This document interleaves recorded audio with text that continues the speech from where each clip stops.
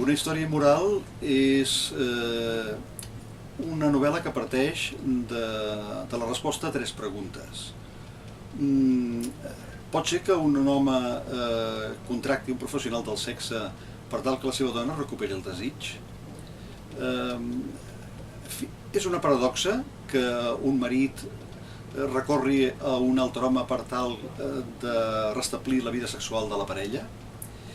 I finalment, quins límits estem disposats a traspassar per amor?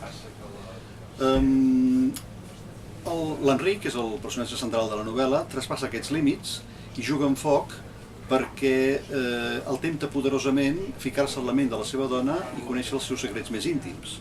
Però ha obert una porta que potser no podrà tancar, perquè fins quin punt estem preparats per sentir segons què de la nostra parella? I a més hi ha el tema de la gelosia. En diríem que la gelosia és amor o vanitat ferida. Aquests són més o menys els eixos als voltants dels quals es gira la novel·la, una novel·la que ens diu que felicitat i veritat no sols no són sinònims, sinó que sovint són incompatibles.